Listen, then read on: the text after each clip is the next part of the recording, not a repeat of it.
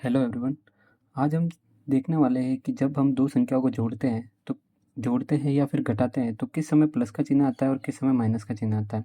तो यहाँ पर देखो, जैसे मैंने 9 को 6 से जोड़ रखा है, दोनों संख्याएं प्लस में हैं, तो सीधा जोड़ देंगे, कितना आएगा 15।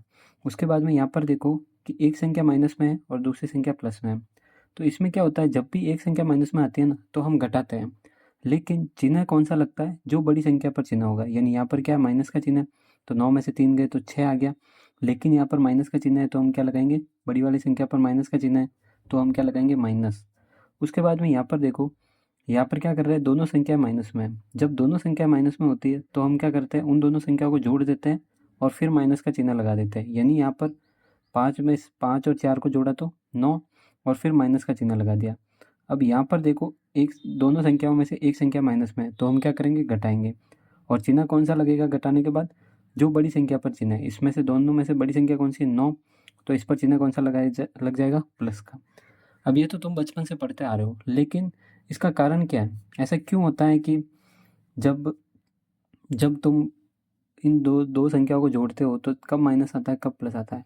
तो इसका कारण देखो, संख्या रेखा पर हम जब भी किसी संख्या को जोड़ते हैं या घटाते हैं ना, तो वो सब संख्या रेखा पर होता है।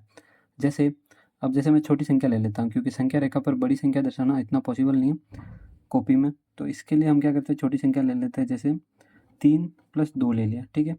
तो इसका मतलब क्या हो गया, 3 में 2 को जोड़ रहे हैं, तो संख्या रेखा पर 3 का है, ये रहा।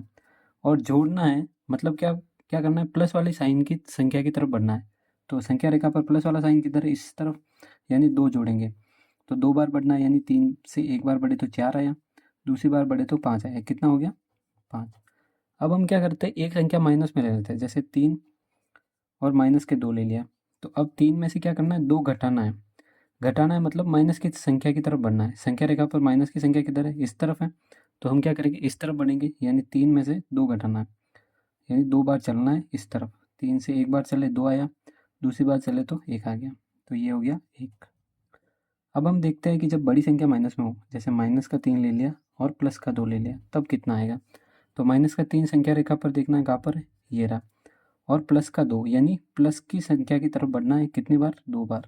तो प्लस की संख्या की तरफ बढ़ते हैं, इस तरफ है, तो एक बार बढ़े तो -2, दूसरी बार बढ़े तो -1, यानी -3 + 2 कितना हो गया, -1। अब हम देखते हैं जब दोनों संख्या माइनस में हो, यानी -3 और -2 हो, तब क्या होगा। तो -3 देखो संख्या रेखा पर कहाँ पर है, यहाँ पर। और -2 यानी माइनस की तरफ बढ़ना है। संख्या रेखा पर माइनस किस तरफ जाता है, इस तरफ जाता है, तो 2 बार बढ़ना है। यानी -3 से एक बार बढ़े -4 और दूसरी बार बढ़े तो -5।